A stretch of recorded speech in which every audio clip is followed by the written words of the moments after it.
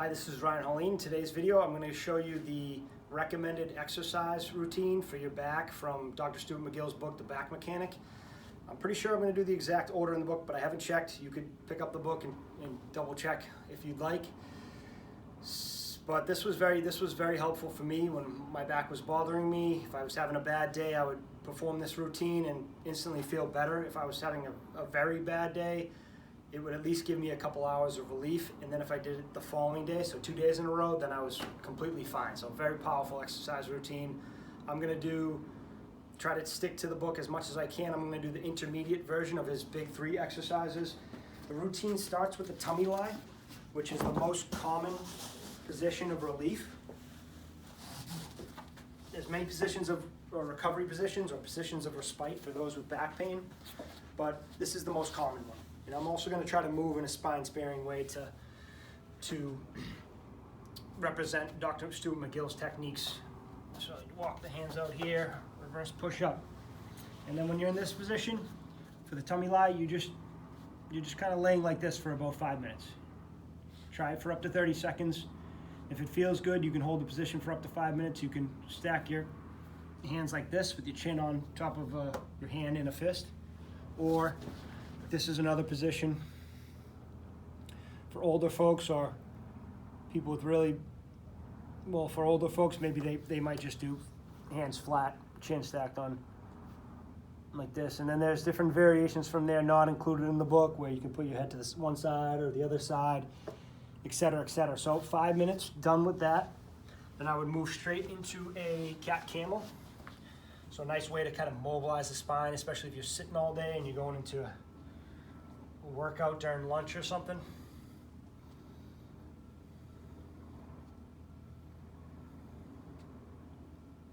So I'm going to try to do 7 cycles here. I haven't been counting, but 7 cycles is the recommended reps for your cat camel. Anything more doesn't really have much of an effect. So I think that's 6. And we'll just do the last cycle here. Good. And if you want, you can add a side bend variation. So kind of like the bow pose in yoga, just kind of stretching one side and doing a crunch on the other side. But again, you're not even really stretching or pausing in these end ranges. You're just kind of lightly touching the end range, taking your spine through that range of motion slowly, continuously. So again, another 7 cycles with that. From here, I could go into the curl up. So you're in this position, slide the hands down the knees, walk the hands out slowly, reverse push up, and then you could get your over a flattened arm and hand. You could kind of do this, get into this baby crawls position here. I can do it from the other side, it might be a little better.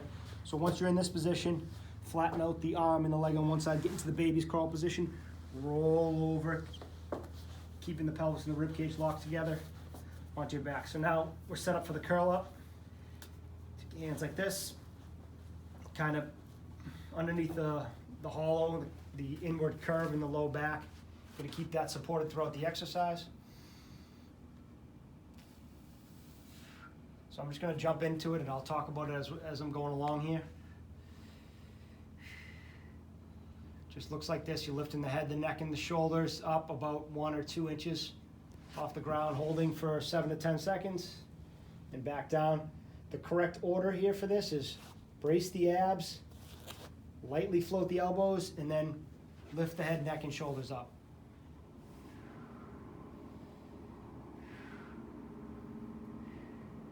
And then to go back down to the resting position, you do the reverse. Drop the head, neck, and shoulders, drop the elbows, release the ab brace.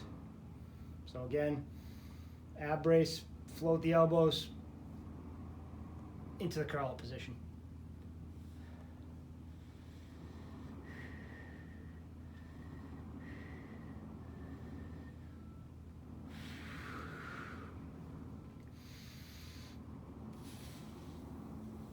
If you're accomplishing this curl up motion by hinging at the mid-thoracic spine, or for men it's the mid-sternum, and for ladies it's just above the brow line. That's where that kind of hinging or flexion motion occurs, the actual curl up movement. There's no need to kind of go further like that.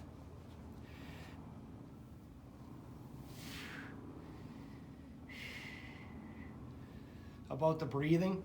Dr. McGill describes the breathing as maintaining your ab brace, your core. It's like a pressurized vessel, and you want to do diaphragmatic breathing, allowing the diaphragm to move up and down within that pressurized vessel. So do another rep here and I'll show you what I'm talking about. So at this point, you don't want you to see your stomach muscles rising and dropping dramatically. You kind of want to keep them just kind of tight and solid, and breathe using your diaphragm without interrupting the ab brace that you've made. All right, we'll call that, so I think that was 6 reps. We'll call that set 1. From here, in the book, it's recommended to switch legs, bend the other leg. But for me, when I was having my issue, I was having sciatica down my right leg. So for me, I had to keep the right leg bent the whole time. And what this does is just kind of adds traction to the pelvis to kind of help you keep that neutral spine position. The hands are there to kind of support the neutral lumbar spine position, but they're really just kind of sensors. If you feel like your low back is flattening into the floor, you can feel pressure in your hands, you know you're losing your neutral lumbar spine. So neutral lumbar spine, neutral head and neutral neck position, only motion occurring here in the mid-thoracic spine. Here's set 2.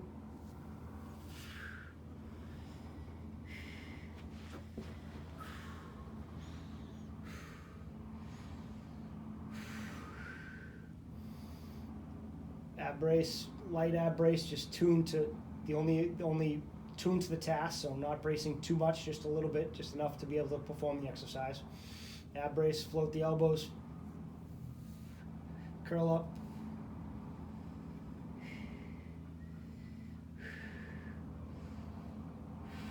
back down.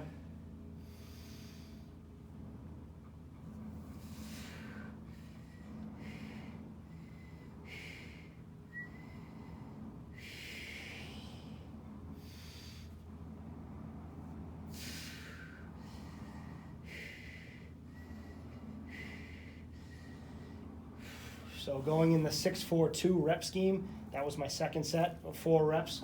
And for my last set, I'm going to do 2 reps. So this is set 3 here. This is the descending pyramid training, or the Russian pyramid training, which he talks about in his book.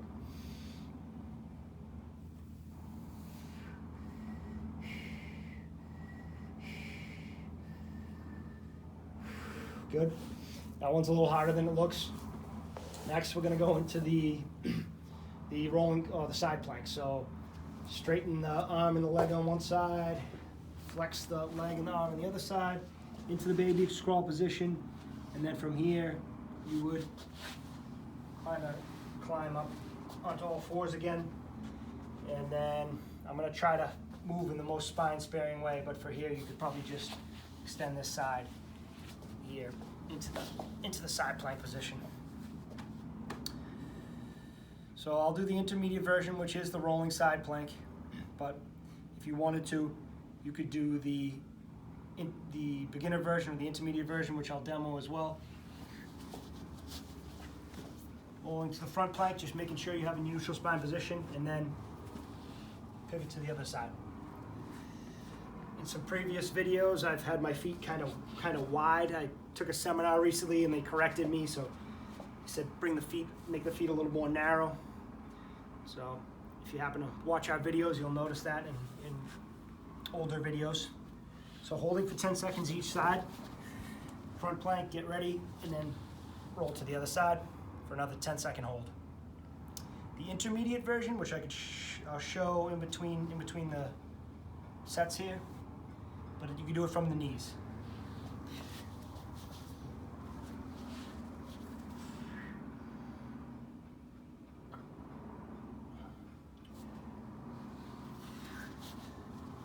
Keep the pelvis and the rib cage locked together.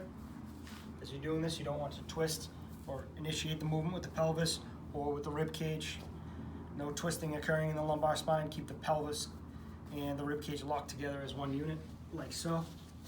Yeah.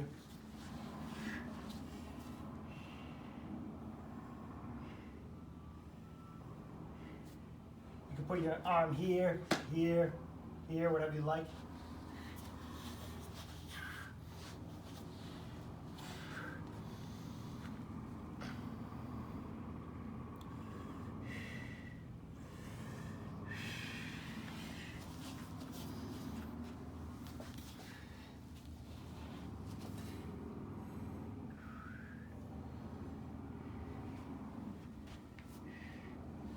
One note, when I'm rolling, when I'm going to roll to this side, I'm going to think about my lats. It's a mental cue. I'm think about pulling from my lats there. That's going to help block the rib cage to the pelvis. So, yeah.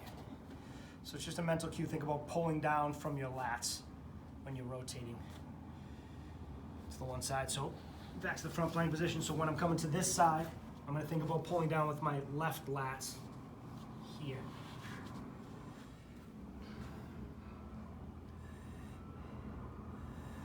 Okay, we'll say that's 6 reps, so you could rest. I think he recommends maybe 15 to 30 seconds in between sets, maybe, or maybe just a few more moments, whatever you're comfortable with here. So I'm on set 2, again with the 6-4-2 pattern, 7 to 10 second holds.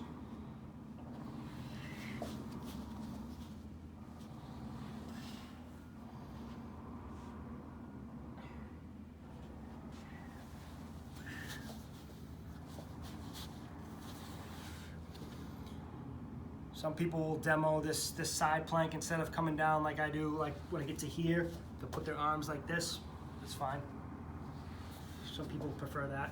So you get to this position here, here.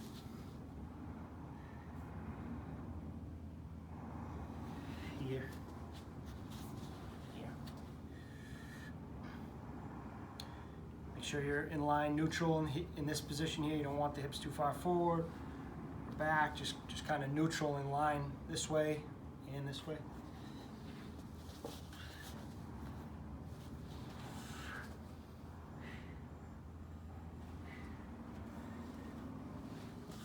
Okay, pretty sure that was 4 reps each side.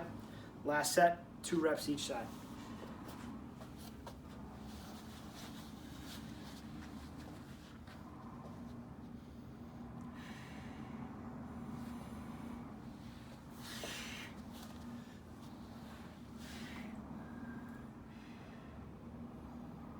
So at this point, I just need one more 7 to 10 second hold on each side.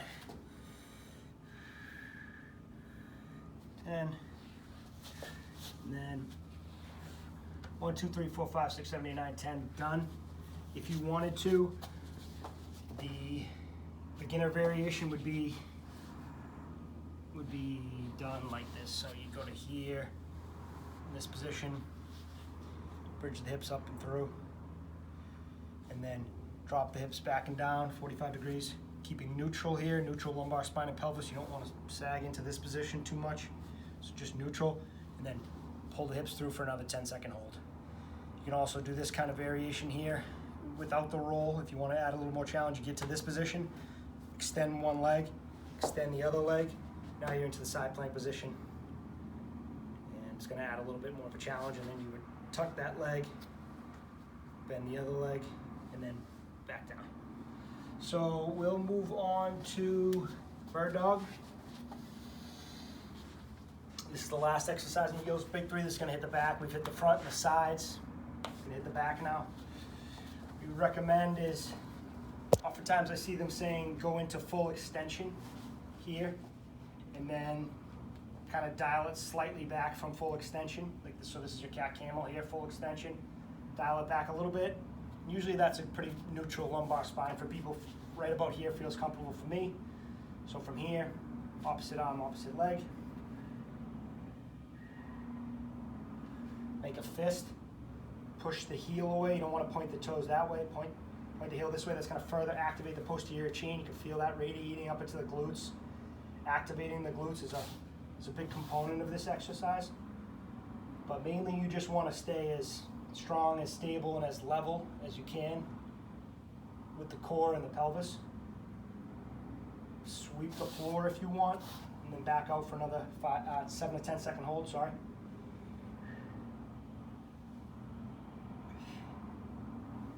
Or you can just go to the starting position instead of sweeping the floor and then back out.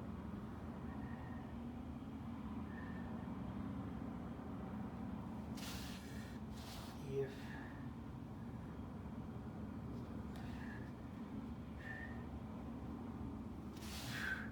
this is too easy for you, during your 7 to 10 second hold, you could draw a 1 foot square like this. So it would be out, down, back in, and then up. So that's my 6 reps on that side. A couple notes, make sure you're pushing the ground away. You don't want to sink too much into your shoulders like that. So make sure you have your, I'm going to make sure I have my balance on this side, pick up the opposite arm and the opposite leg, opposite hand, opposite knee. Okay, I'm balanced, good. Or I can check my cat camel, make sure I'm in a good position. Full extension, dial it back slightly, good, brace. Balance is good. And then out for another 10 second hold. So you do all your reps on one side, and then switch and do the other side. On this side, I don't know why, but I can't bring this leg as high. If I start to bring this leg too high, my pelvis will twist. You want to imagine like there's a glass of water resting right here, and you don't want the water to spill over. So as you notice, I don't even have my leg up to parallel to the floor. It's even lower, and that's fine. The exercise is just as effective. You draw the 1 foot squares if you want. Also, if you're having shoulder trouble, there's no need. If you have maybe rotator cuff injury, there's no need to pick the arm up to parallel either. You can just bring it down to here.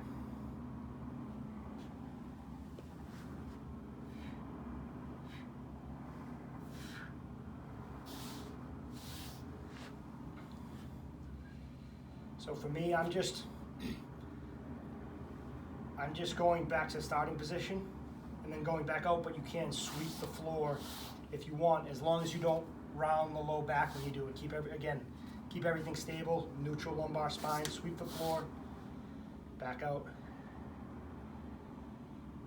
And again, you could probably do it more, it would look more like this the proper way, but I'm gonna pretend I have a rotator cuff injury and this hip's a little restricted, so I gotta lower that leg a little bit.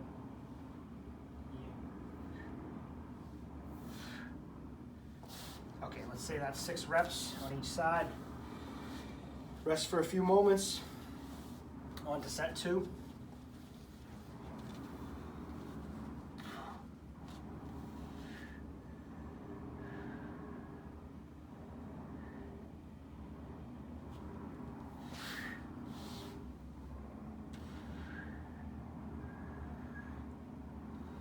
We're gonna do 7 second holds because I'm running out of time for this video here.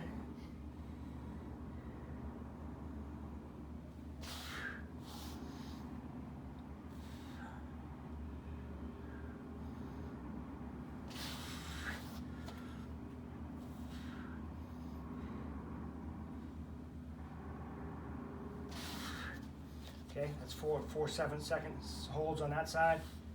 Onto the other side. You can have a little brace in the abs if you want. A trick that I was given during the seminar is pretend like you're pushing this calf into the ground, and that, if you notice, if you do that, it'll give you a nice little oblique ab brace to help support the spine and make it ready to bear load. Here. As you notice, I'm starting to get a little winded. It's a bit more challenging than it looks.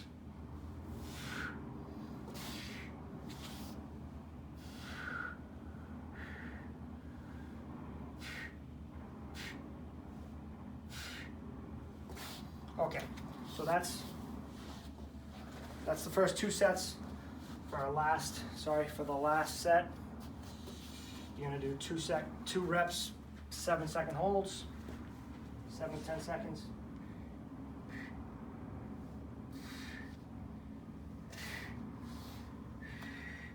you wanted to try the advanced variation, you would draw your 1 foot squares, and then you would do a quick pulse, a quick contraction, relaxation pulse at the end of the movement. So here, so advanced variation would be, just make sure you're not lifting with your back, arching your back when you're doing that. Here.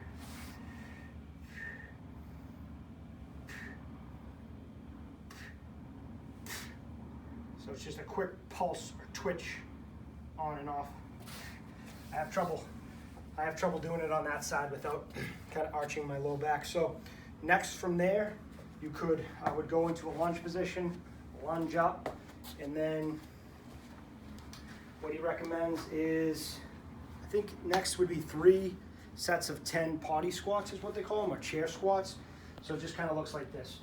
Just in this position.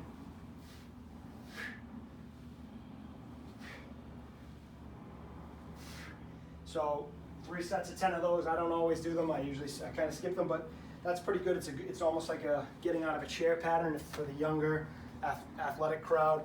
It's a nice way to just kind of get out of a chair. There are other ways to get out of a chair if you're having back pain, if you're a bit older, but we won't talk about that today. After that, after the potty squats, nerve flossing, I'll use a little bit of a support so I don't kind of bend my low back, but I'll explain that here in a second. So nerve flossing, I would do the sciatic nerve flossing as shown in the book, because I was having sciatica. I have this cushion under here just to kind of support the space in between my pelvis and my ribcage, so I'm not kind of bowing or laterally bending my lumbar spine.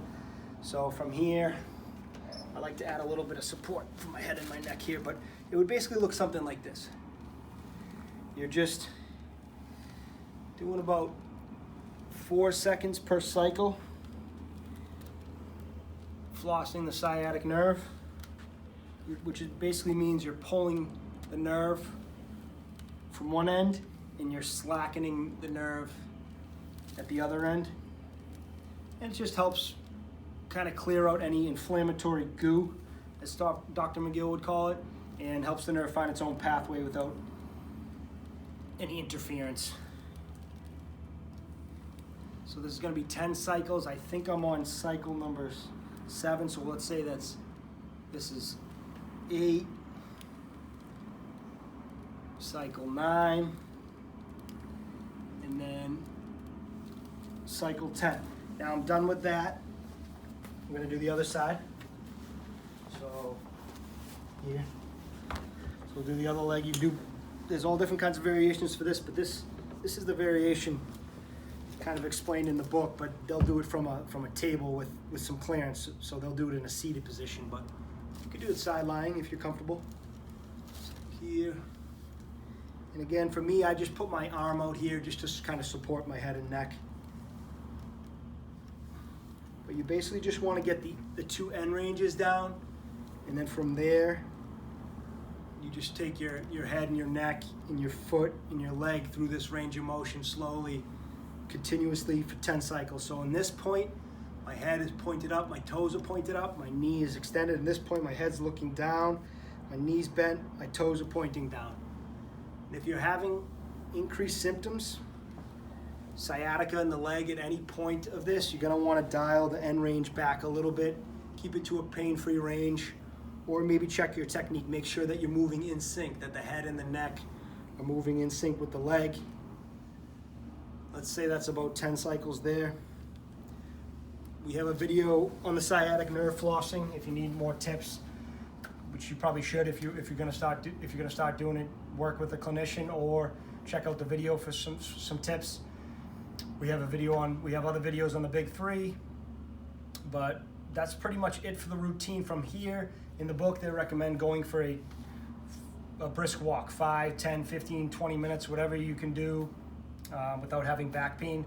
So to recap the back safe routine, daily routine, it's going to be tummy lie 5 minutes, camel mobilization technique, followed by the big 3 exercises.